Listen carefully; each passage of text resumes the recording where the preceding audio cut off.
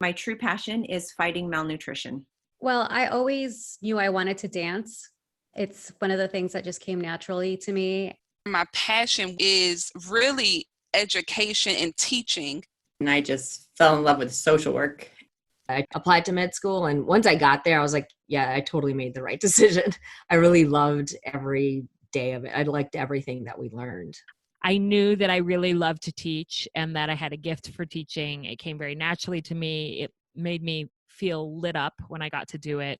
From probably the age of like 3 or something, or maybe before, I don't know. I've always just been like an entertainer. Like I love to dance and sing and, so that has always been my thing. I liked the law in general because it turns out it's a profession of stories and rules. And I love stories. I love rules. It's awesome. This is the How She Moms podcast with Whitney Archibald. I'm a mother of 5 on a mission to help moms connect with your kids, manage your homes, and create your own unique version of motherhood. I curate ideas from different moms so you can pick and choose what works for you and your family.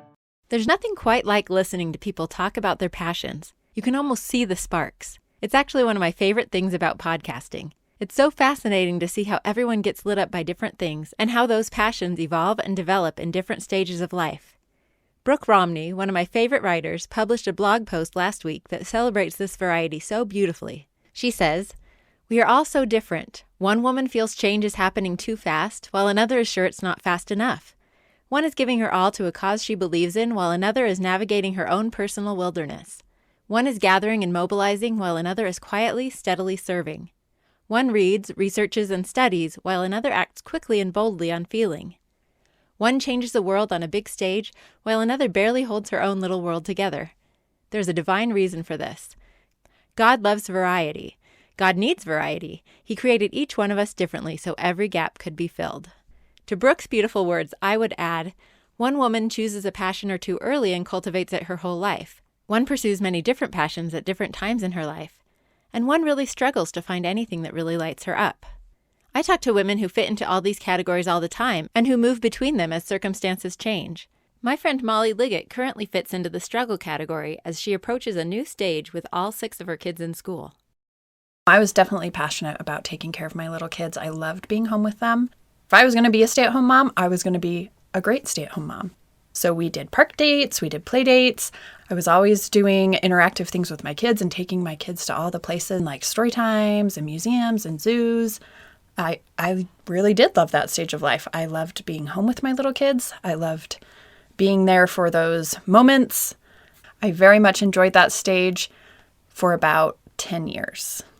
It was not as enjoyable after about the 10-year mark of still doing the same things with those age groups of small kids. So I started thinking about the next stage probably when my youngest was about 1. It was the first time where I didn't have another baby in my horizon, and I knew this was the end, and it finally hit me that there was going to be a light at the end of the tunnel of what I was going to do after motherhood.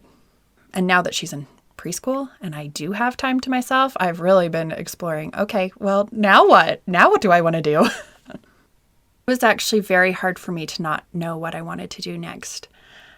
I had always been very goal-oriented, and so to not have a goal that I was going to work towards, or to feel like other goals had passed me by that I wasn't, like, that would no longer be something I could realize, that was a hard point for me. And also, it sounds great to have the world be your oyster, but it's also overwhelming to not know what you want to do.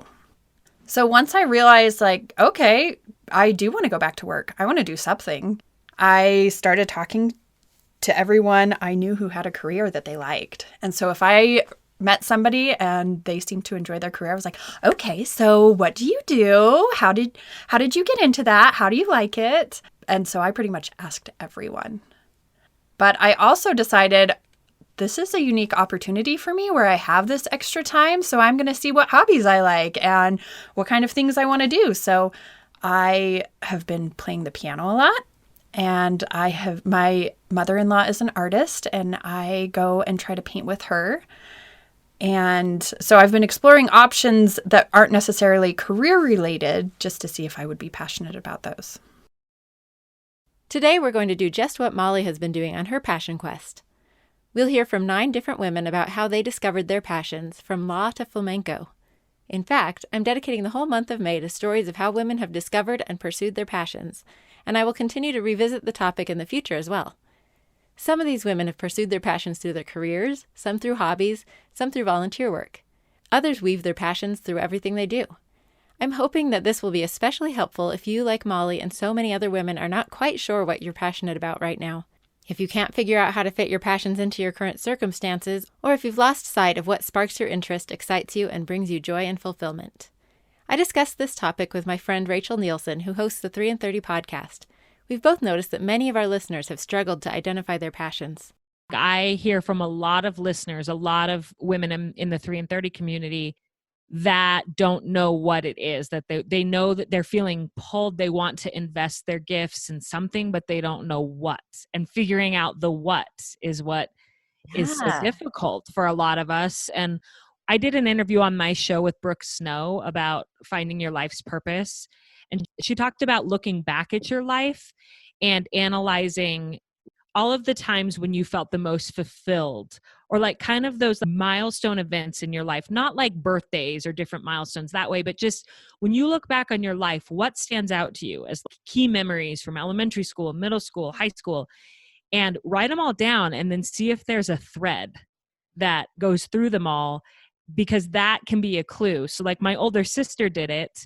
She's been feeling kind of like you said, like, okay, what's next? Her kids are all in school now and she's wants to invest and find more fulfillment. And she noticed that all of her most precious memories had to do with either music or really close friendships or both. And so she thought, okay, now I'm going into my 40s. What can I do to bring more music back into my life and more friendship? And so she's been auditioning for shows in her local community. Oh. And she's been reaching out to more of her friends and making that more of a priority now that they don't all have young children anymore. So I love that idea of looking back and sort of tracking what has lit me up and brought me joy throughout my life, because those are clues to things that I can incorporate now. They may be in different ways than when I was a child, but those core interests are probably still there and are a clue to like my gifts that how I was created. I knew from the time I was a teenager that I wanted to be a teacher, and I was right on that was my gifts, you know? Yeah. So I don't know why it's not as clear to some people. There's nothing wrong with it. No. But people ask me how I knew, and I'm like, I sort of followed the breadcrumbs in my life where like I followed the little clues and where I felt interest and desire and just took one step towards that and started experimenting.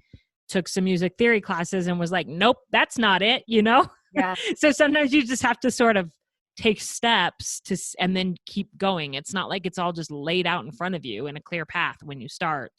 But I do think that I did have a pretty solid sense of where my inclinations were. And so that's tough if you don't even have that, you know? Well, that's a good point that you bring up, the experimental part of it, because if you struggled as a teenager or a young adult with confidence, for example, you're not going to be out there trying a lot of new things and putting yourself in the position of failure. And then if you didn't do it then, it can be even harder when all of a sudden you're 40 and you're like, what, I'm supposed to try all these new things, and you're not in the habit of doing that. So true. That could be very paralyzing, I think. Yes. Yeah. And depending on like how young you got married and all sorts of things, like there may not have been that much time for you to explore before you immediately like switched into adulthood. Yes. So maybe that's what you need to do in your 40s is give yourself permission to kind of go back and experiment and explore, especially if you missed those years when you didn't get to do that. Lubna Jamal, whom you might remember from episode 58, is all about experimentation. Be ready to be confused by my career path. Maybe it's my midlife crisis. I don't know. So I started off like I got married young. So when I came here, I kind of was at that crossroads of what do I want to do. I knew I wanted to have a family too, and of course, starting off on a career that wouldn't support that didn't seem feasible, right, in terms of time and effort and investment. But I had started working at a school and I enjoyed it. So I went down the path of getting my teaching license, and I taught for almost 15 years, maybe more.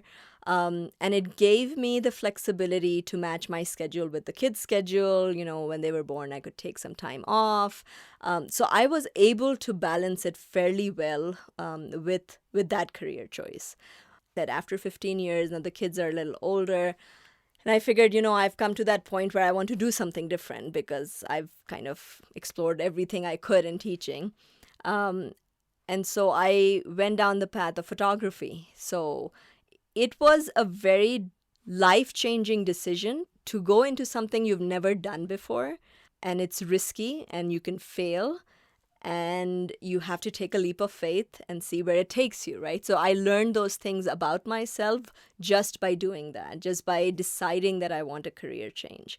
And I think that has been the most amazing decision that I have made, because even though there were many days where I was unsure, am I doing the right thing?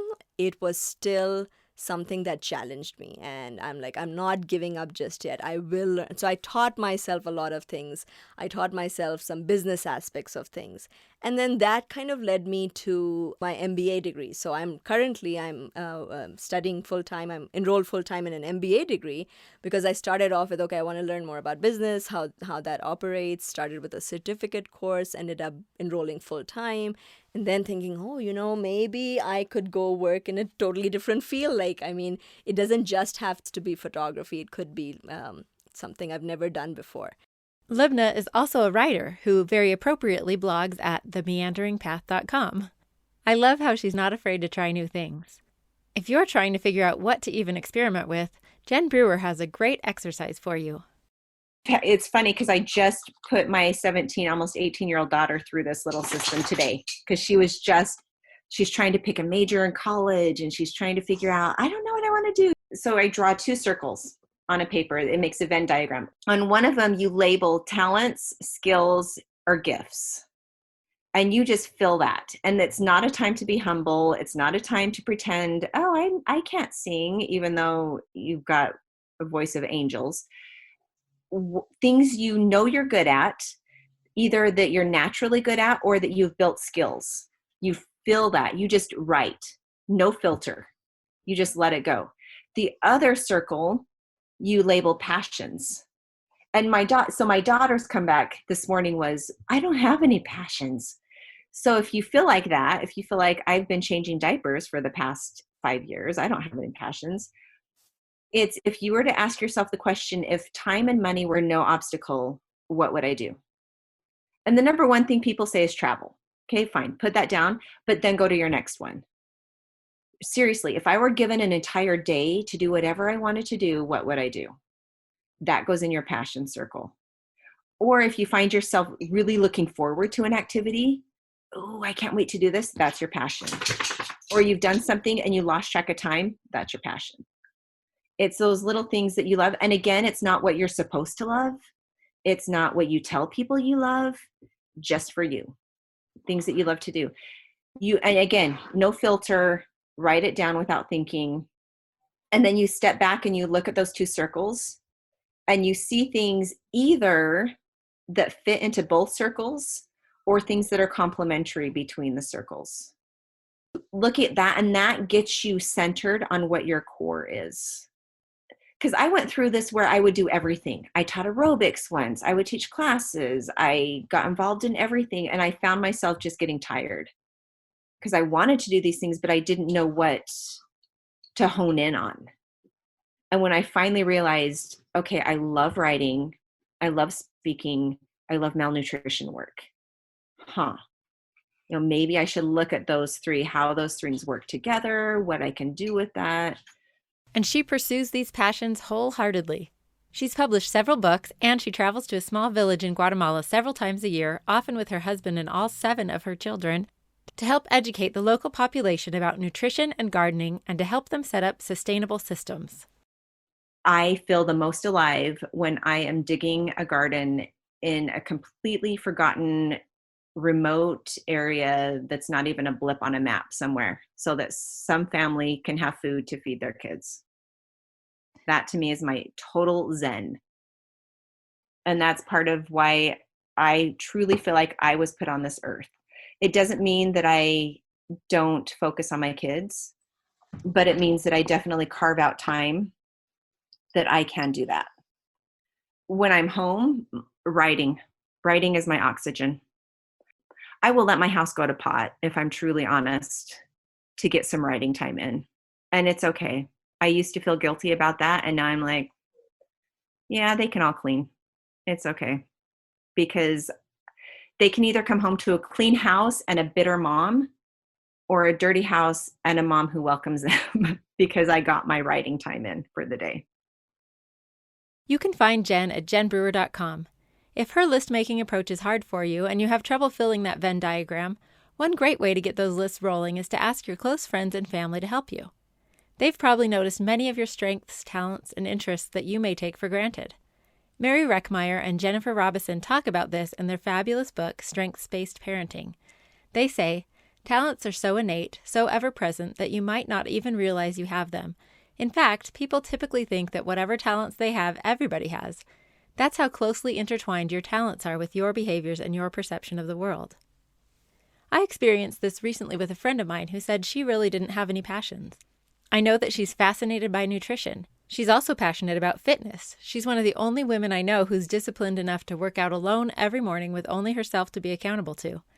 She's also efficient and detail-oriented, which led her to start her own cleaning business. She's a master gift giver, good at discerning just the right thing for the right person, and she anticipates people's needs and delights in filling them. She finds great fulfillment and joy in helping others in this way. When I pointed these things out to her, she thought about it for a minute and said, I guess you're right, I never really considered those things my passions, but I do really love them. This was the case for Rebecca Brown Wright, whose passion for writing was under her nose the whole time, but it took her a while to identify it. Even before I knew how to write stories, I would write lists, I'd write everybody in my family, I'd write their name and their ages and their birthdays and just type that on the typewriter because I was a child of the 80s and 90s. And then when we got a computer, I just started writing little stories, and I just always had little stories, and I never ever realized that could be my career, that could be something that I could do. And even through high school and college, I thought I hated writing because it was research papers and just lots of, different types of writing. And I got good grades, but I didn't necessarily enjoy it. And then when my daughter was a baby, I wanted to share about her. So I had a little blogspot blog, and I was just putting up pictures. And then I thought, this is boring with just pictures. So I started writing little things about her, and it was just so fun. And I started to put my personality into it. And then I realized, I do like writing. I love writing in this form. I love memoir writing. I love storytelling. And so then I started to pursue that as a career. And even when I haven't had writing jobs, I continue to write as a passion. And it's just, it's just so fun. Like many of us, Rebecca got sidetracked by something she thought she was passionate about, but which didn't turn out to be the right fit. I studied art history, which I've never used. I loved it. I loved learning about the art, but I was not passionate about it. And I'm still not passionate. I love to go to museums, but somebody told me you should major in the thing that you spend your free time doing. And at the time, I really liked looking at art. And so I thought, well, that's what I want to do. And I still do love looking at art. I still love art. It was just something that I liked to do on the side. It wasn't something that was driving me. I didn't feel like this driving force to always be looking at art and studying art. So I picked the wrong direction with a good question. It was a good thought for someone to say, but it wasn't complete enough for me. So I loved looking at art. So if I had asked myself, well, why do I keep feeling drawn to this? I think I would have figured out that story is what I love. And I think I would have understood that being a writer and telling stories is more interesting to me. But this art history sidetrack was not a fail or a waste of time. Sometimes the best ways to discover what we like is to figure out what we don't like. That's what happened to Nancy Maldonado as well. Isn't it wild that we expect teenagers, really, right? 18-year-olds to decide what they want to do for the rest of their lives. And yeah, it's a really interesting concept and so much pressure that we put on people. I was 100% set on being an athletic trainer. That is what I was going to be. So then I went to college and that was my major. And then I got the opportunity to go volunteer at the Olympics as an athletic trainer. Awesome. And I hated it. Came back and was like, okay, let me rethink this. Yeah. Well, that's the pinnacle of training. So if you don't like it there, you're not going to like it anywhere, right? Right. And that's pretty much what I thought. So then I came back and I had to rethink really what I wanted to do. And then I still wanted to be, something like in physical fitness and wellness. So I did end up going, my undergrad is in kinesiology and then my master's in exercise physiology. She worked in the health and fitness industry for a while, which included starting her own business to help corporations develop wellness programs, and then eventually worked for a nonprofit organization. This is where she discovered her true passion, challenging and changing systems for under-resourced communities. And really, the seeds for that passion had been planted long before. She had just pursued it in a volunteer capacity up to that point. Now she pursues this passion professionally as well as the CEO of the Chicano Federation of San Diego. If you can imagine, she started this role right before COVID hit and has been doing amazing things. I'll be featuring Nancy's story in her own episode this month, so you'll be able to learn more about her and her passions. I love stories like Nancy's, really a tale of self-discovery. She keeps moving forward and fine-tuning her passions. I also started out in a major that wasn't quite the right fit for me. By the end of my sophomore year in college, I was well into my coursework as a biology teaching major, and I had really enjoyed my classes. I grabbed a course catalog, back when they were made of paper, and headed to my favorite grassy hill to pick my classes for the next year. Usually, shopping for classes was a treat for me, like visiting a candy shop. I loved figuring out what I wanted to learn next. But suddenly I realized I had taken all the classes in my current major that I was really excited about. Biology, chemistry, anatomy, physiology. I loved those classes, but when I looked at the rest of the classes I had left, I realized I just wasn't that interested. What did interest me were classes in contemporary British literature, linguistics, and Shakespeare, creative writing. Basically anything and everything in the English department. So I switched. I realized that I liked biology, but I loved writing and literature. I always had. I directed this passion to a career as a magazine writer and editor. I also knew I was passionate about motherhood, so when that finally happened for me, I put the writing aside for a bit. Within my career as a stay-at-home mom and home manager, I found a perfect opportunity to pursue my love for learning new things, from cooking to home remodeling to child development. Then as my kids got older, I was able to put my two careers together and create How She Moms. I've also been able to cultivate passions for music and outdoor adventure along the way.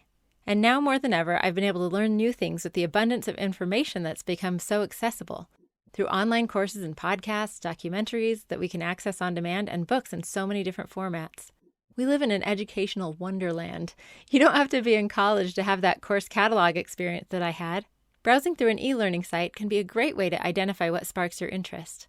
I subscribe to Masterclass, which I adore, and I've taken classes from some of my favorite people on writing, creating documentaries, songwriting, and business. This is a great way to experiment with pretty low cost. You can sign up for a few classes that interest you and see if you're right. You don't have to be actively pursuing a degree to continue your education these days. Then there are some people who figure out their passions early and emphatically. Two women who fit in this category, Alexandra Rosso and Wendy Castellanos-Wolf, found each other through their shared passion for flamenco. Here's Wendy. I always knew I wanted to dance. It's one of the things that just came naturally to me. And in fact, when I was a child, my parents would put me in the living room and say, "Dance, Wendy, dance." I loved it at first, and then I hated it. And so then I didn't want to dance for the people in the living room, but I did still want to go to the studio. And I was really fortunate that my parents were supportive in that regard. And, I was able to take dance classes. And so I grew up doing ballet and jazz and hip hop and modern and all that stuff. And for college, I actually was a dance major. I went to UCLA and my degree is called World Arts and Cultures, but really it's dance with some cultural anthropology. So it was a really cool degree to pursue. And while I was there, I was able to, kind of engage in other passions. My other passion has always been reading and writing. And so I was able to take some writing classes, some bilingual writing classes, a lot of literature and film. So it was really neat to be able to pursue all of those things and then come out of college and have that be my life. I've always had the quote unquote day job, right? Because artists need to stitch their income together unless you have a really awesome gig that pays all the bills. That doesn't always happen. It comes around every once in a while, but not every day. And so I've always had a day job in education. And then my real life happens at night. When I do my dance shows or if I'm working on my own personal projects, whatever that may be. And here's Alex. From probably the age of like 3 or something, or maybe before, I don't know. I've always just been like an entertainer. Like I love to dance and sing, and I wanted to be a superstar. That kind of thing. Like most little girls, right? Like that's kind of like a thing. Then as I got older, I actually got really interested in other things. For a minute there, I was like, oh, I'm going to be an astronaut. And then I really love animals. So I was all into like Jane Goodall. I'm like, I'm going to go and research and whatever. Anyway, but my mom, supported me in the dancing and the acting and all that. So that's just kind of like what I did growing up. I did all that. And I worked a lot as a child actor until like my teenage years. And then I stopped. I took a step back and I'm like, okay, hold on, like real life. And I got married. I had my daughter, got divorced, or, all that situation, life happened. And then just now I'm starting to get back into what my passion is, acting and dancing, the entertainment industry, all that. It really is what I love. And now I realize like I had let a part of me kind of just die, and I wasn't happy because it's what I do, right? Yeah, so and who you are. It's part of who I am. I love it. I'm a creative person. I love, working on projects and coming up with, things. And so I'm so happy that I'm coming back to it. These two talented women also host a really great podcast, Mamacita, 2 words, with a clever name because Cita means date. Oh, how I love a good play on words. You'll definitely want to take them up on the offer of a mom date and listen. They're a lot of fun and they choose fascinating topics to discuss. Sometimes a new passion finds you. Raj Peterson also knew pretty early that she wanted to be a surgeon. She started shadowing her dad, also a surgeon, as early as high school and found it fascinating and fulfilling. She talks about this in episode 57, how she transitions to motherhood work. But she also fell into another lifelong passion in college, totally unexpectedly, rowing. Yeah, that was totally by accident too. So when I went to boarding school, I had to pick a sport for the fall, and I wanted to do club tennis, but it was full by the time I went to the sign up. And so the only options left for that would fit my class schedule was rowing and aerobics class. And I was like, I don't want to do aerobics class. I wasn't the most coordinated at doing stuff like that. So just fell into rowing. I'd heard about it a little bit. Like I had an older family friend who had done it, but I didn't really know much about it other than the fact that he rowed. And so tried it. And at first I was really they made me a coxswain just because I was small instead of a rower.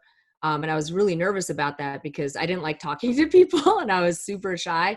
And I was just like, you want me to grab a megaphone and like yell at 8 people in the boat? But, after doing it for like a week, I was just hooked on the sport. It was so fun. And I ended up really liking the coxing role as well. I got to steer the boat and kind of got to be like the coach of the boat and the team coordinator type of person, and ended up just liking it. And so then sort of accidentally, I fell into the team at Brown that ended up winning national championships, which then led to the next step too. By next steps, she means that she actually went to the 2000 Olympic Games for the U.S. women's rowing team. She still gets together with teammates for an annual rowing competition. She's coached teams several times, and now she volunteers on the board of her community rowing team, making rowing more accessible to underserved youth. Leslie Graff is a woman of many talents and passions, who you'll also hear from later this month, but today we'll just talk about how she discovered her passion for painting. We moved to Virginia. I had my first child. I wasn't really even painting that, like I had painted a couple things. I was like, I'm going to pull out my paints from high school. We need something on the walls of my house. And, I probably did 2 or 3 paintings or something. It's cheaper for me to paint something than to like buy something. Right. So then I started painting just a little bit more. And a woman came over to our house and she saw a painting hanging on the wall and she was like, I love this painting. Like, where did you get it? And I was like, oh, I did it. Actually. And she was like, well, can I buy it? And I was like, oh, sure. And then she was like, well, actually, I have this gallery shop. Would you do a show? And I was like, okay, I guess so. I'm always the type to like take on a little challenge or, oh, that would be really cool. Like just for the sake of like my own personal development, like I'll do that. And then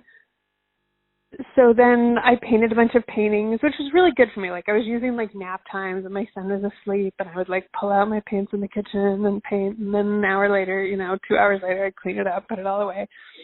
And so I did pieces and I had the show and I really didn't think like anyone's going to buy my work. I was like, who buys art? I don't know. And I ended up selling half the show and I was like, what? If somebody bought one piece, I was going to feel like, wow, I'm super special, And then it just kind of kept going and going.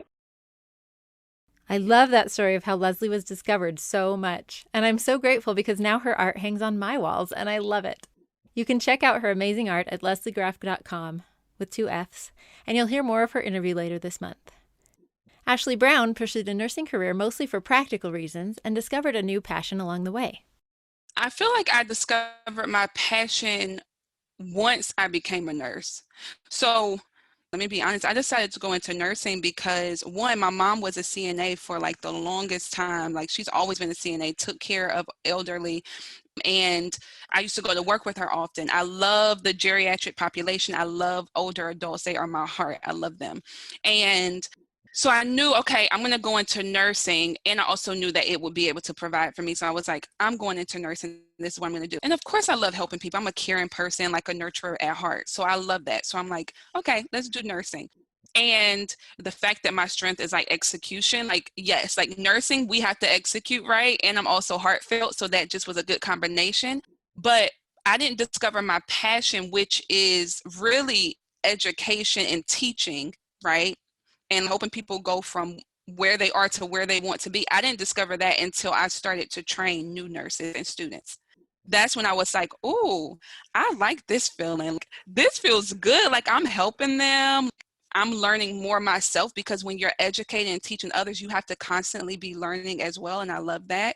So that's when I discovered that I had a love for education, which is so funny because I remember vividly being in nursing school and I was like, I would never be a teacher like them. I would never and I remember like telling my best friend and she was like, girl, you remember when you said that you would never be a teacher? Like, God was like, I got something for you. Yeah. So that's when I discovered that I love teaching. In the doing and in like what you're doing, sometimes you can discover things. Sometimes we feel like we have to go outside of what we're doing, but sometimes it can just be like, what are you doing currently that brings you pleasure or makes you happy? Like, what is that? What is that currently in your life? In addition to being a nurse educator, Ashley educates moms too through her podcast and business, Routine and Things. Ashley's advice about looking inside what you're already doing to discover your passions applies so much to motherhood as well. I did a whole episode about writing our own job descriptions as moms. Episode 30, A Mom's Job, which talked about focusing our time and effort on our personal interests and specialties and letting some of the other things go. Motherhood and home management are such broad categories that we can really discover and pursue our own passions within them. Sarah Brinton started her career as an English teacher and then decided to go back to school to get her law degree. So I went to law school thinking that I was going to fix public schools. At law school, I realized that I liked the law in general because it turns out it's a profession of stories and rules. And I love stories. I love rules. It's awesome. Law textbooks are they're the most fascinating textbooks I've ever had. They are literally all stories. It's like reading Encyclopedia Brown. But I got there thinking like it was going to be this battlefield. But I was like, wow, this is all this stuff is fascinating to me. Criminal law, even contract law, property law is less so, but all these things like that I never would have considered at all were all really, really interesting. But the making laws is a conversation about rules and about stories, right? Deriving stories. And I began to be really interested in that conversation. So I thought, at some point I'm probably going to need to start talking out loud to other people about what I think should be true and with the rules that we create. And then that pretty quickly gets you into talking about legislatures and then I'm in the conversation with all these people who are powerful and smart and cool and talking about laws. And I'm like, I know women that I went to college with or that are my roommates, and they are so smart and so sane. Why aren't they in these conversations? Where are they? How would the world be different if the women that I knew weren't just out there trying to operate underneath other people's laws, but were in fact part of the creation of laws? And the gap between the number of women I knew who would even say that they were willing at all to run for office, which was like zero. Like I know no women basically who were like, yeah, I'll run for office someday. And what I saw is the need for them to be there and the opportunity, it just kept getting bigger and bigger. So Sarah started an organization called Elect Women Utah that encourages and assists women to enter politics. I love how one thing just led to another and every step kind of facilitated the next. I wanted to end this beautiful parade of passionate women with a reminder. You are also amazing. One of the biggest obstacles getting in the way of identifying our own talents and passions is that old thief comparison.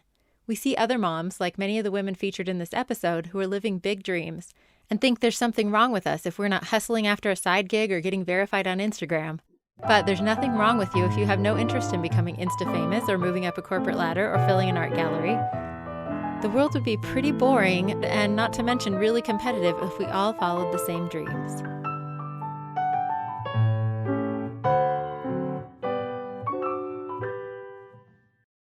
Thank you for listening to the How She Moms podcast. If you like it, tell a friend. The bigger the community, the more ideas. There are lots of ways you can add your ideas to the How She Moms community. We have a Facebook group where we share ideas about upcoming topics and help each other solve problems we're facing in motherhood. You can also follow How She Moms on Instagram for quick tips and ideas. And you can go to howshemoms.com where you'll find transcripts of episodes and lots of other great resources. Special thanks to my mom, Susan Singley, for recording my theme music. She played this song all the time when I was growing up, and to me, it's the soundtrack of motherhood.